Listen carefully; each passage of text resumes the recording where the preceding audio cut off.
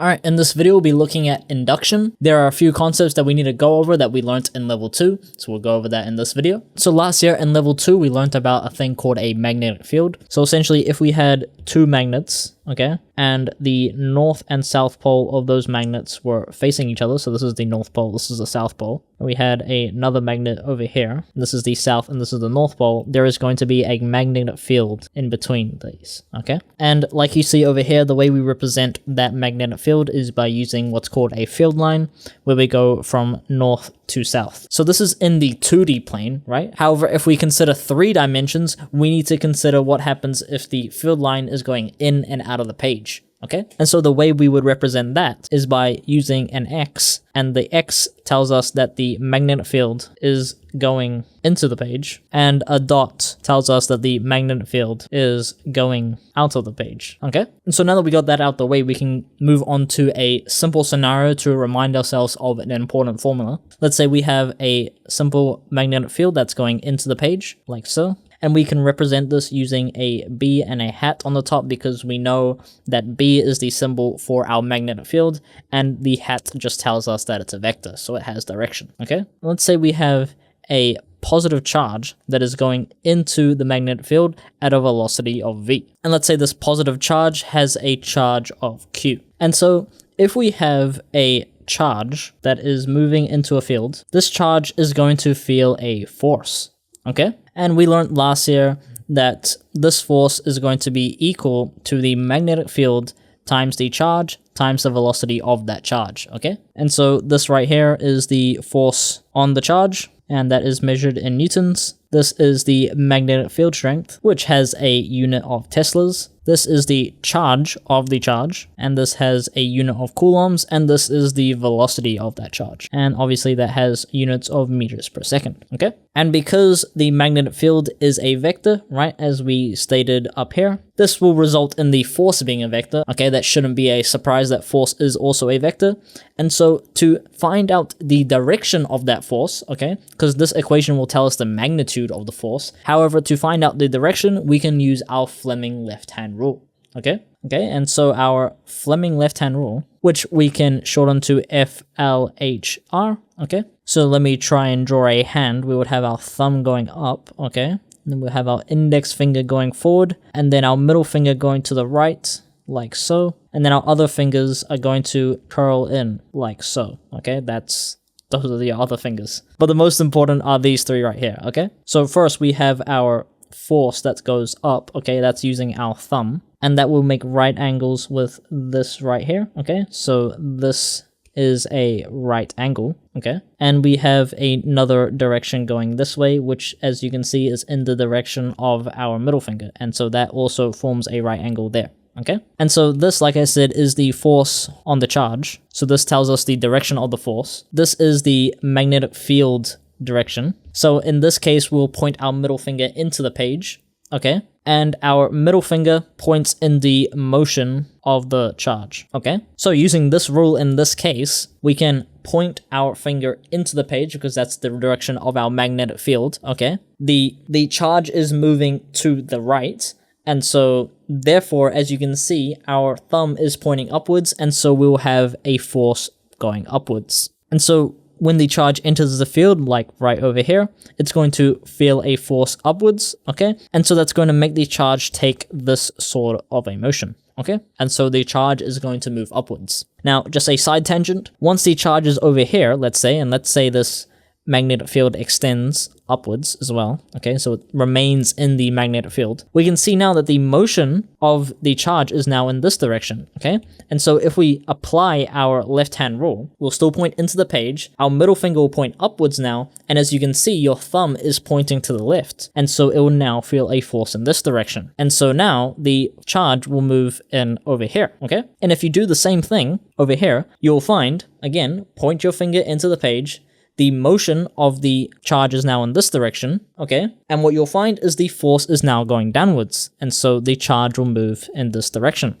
okay? And if you do the same over here, you'll see the charge will move in this direction. And so what happens is that the magnetic field kind of creates a centripetal force for the charge, and the charge will continue to move in a circle, okay? So that's what happens when we move a charge into a field.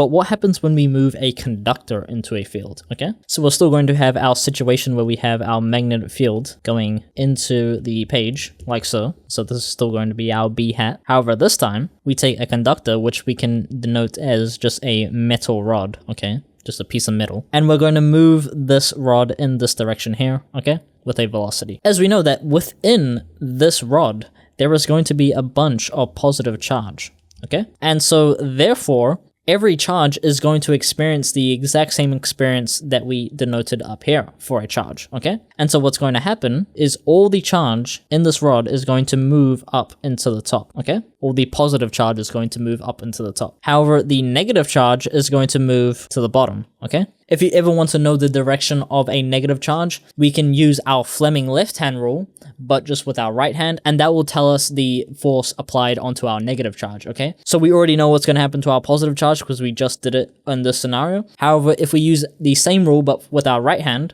we'll go into the page, the motion is to the right, okay?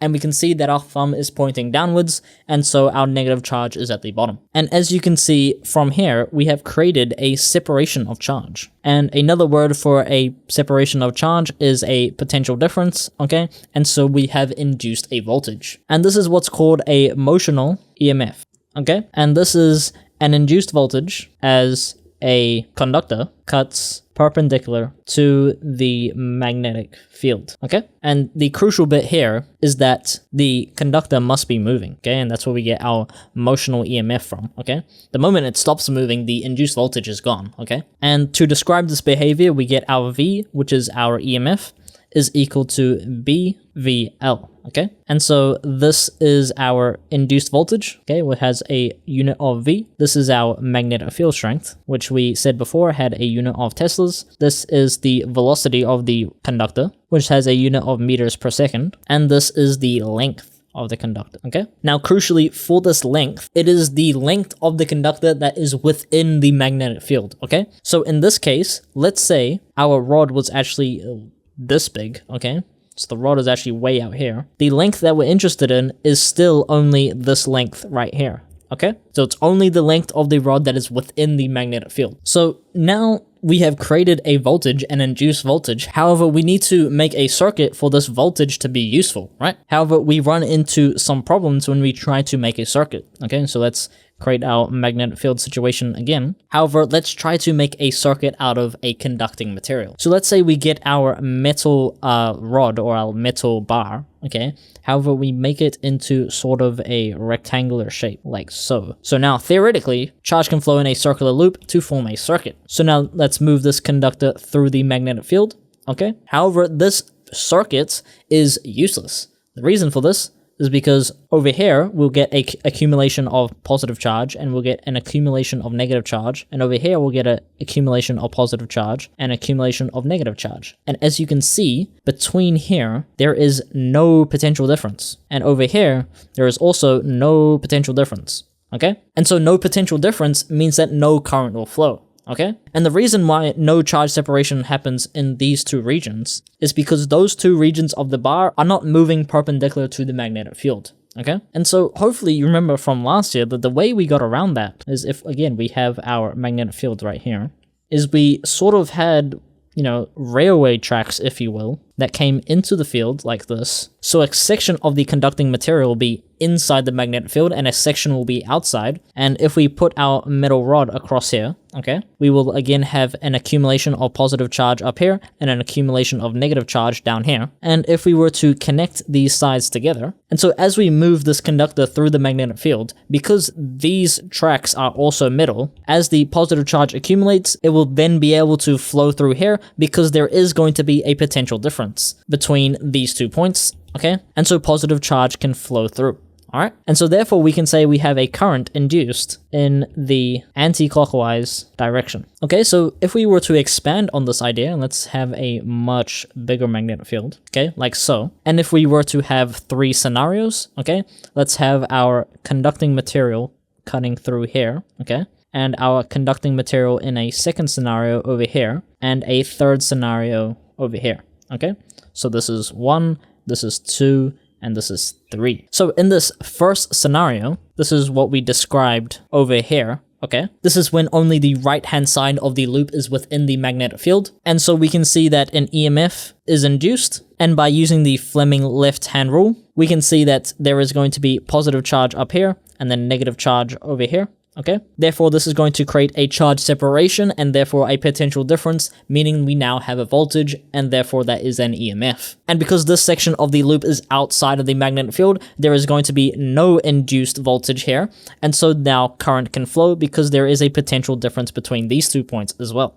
Okay, and so we can say we have an anti-clockwise current induced. Okay, now if we were to model this situation as a circuit, what this essentially is if we have our supply right here and we will have a circuit like so. Okay, so we have a supply here and obviously that's going to allow current to flow through. So for our second scenario, our entire loop is within the magnetic field. Okay, and so therefore an EMF is induced on both sides. So we'll have charge separation on both sides. And therefore, although there is a potential difference here, which is what causes our EMF, there is no potential difference across the top and bottom. And so therefore, current does not flow. And so EMF induced on both sides and no potential difference between the corners, okay? And so therefore no current flows. And to make this more obvious, if we were to model this situation as a circuit, just like how we did for this one, we can see that we have a supply here, okay? So that's going to model this side right here. However, we also have another supply right here, and that's going to be over here. Now, because these two induced EMFs come from the exact same magnetic field, and they have the exact same wire, and the length is the exact same, and they are both moving at the exact same velocity, all these values are the exact same for both sides. And so what that's going to result in is the same exact voltage. And so both of these supplies in our model circuit are going to have the exact same voltage. And so the voltages will cancel out, and so there's going to be no current, okay? Because again, there's no potential difference between these two sides. In our third scenario, this is going to be the opposite of our first scenario. We're going to have an induced voltage on this side instead, okay? And so we can model that as this situation right here, where we have our supply on this side rather than on this side, and so current can flow, okay? And so we can see we have an EMF induced on the left-hand side, and this results in a clockwise current induced. And you can see that through our model circuit, our positive plate and our negative plate, so current is going to flow in this direction, which is indeed clockwise. Okay, so now we can apply all that knowledge into a practice question. So let's have a magnetic field like so, okay? And we're using dots this time, so make sure you know that this is coming out of the page, okay? And we're going to have our circuit like so, and we're going to have a resistor here. This is going to be a 6 ohm resistor, and we're going to have a metal conductor that is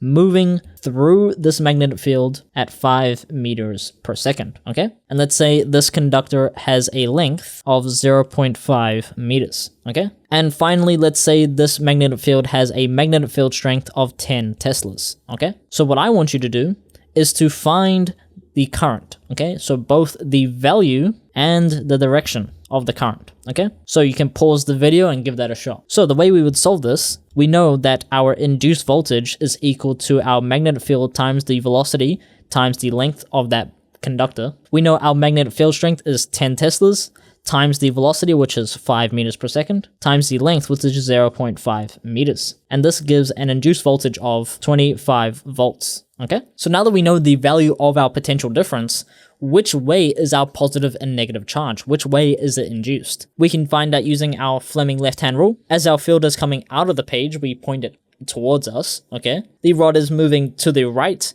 and so our thumb is now pointing down, and so therefore our positive charge is to the bottom, okay? And our negative charge, therefore, is up top. And so we can model this as a circuit where we have our supply, and this is the positive side, and this is the negative side, and we model it like so, and not forgetting that we actually have a resistor here that is worth 6 ohms, okay? 6 ohms. And this is 25 volt supply. And so now, as you can see, this is a simple circuit question where we know V is equal to IR, and therefore I is equal to V all over R. We have our voltage of 25 volts divided by our resistance of 6 ohms, and this gives a current of 4.167 amps. All right, as you can see, we have our positive plate here, and so therefore the current is going to move in a clockwise direction, And so this is clockwise, like so. Also, you can see that it's clockwise over here. We have our positive charge over here, and our charge is going to move in this direction, okay? Again, we model the motion of positive charge because we use conventional current, okay? In reality, we know this is wrong. In reality, electron flow is the correct model. However, conventional current is what we use for circuit analysis, okay? And so that will be it for this video. See ya.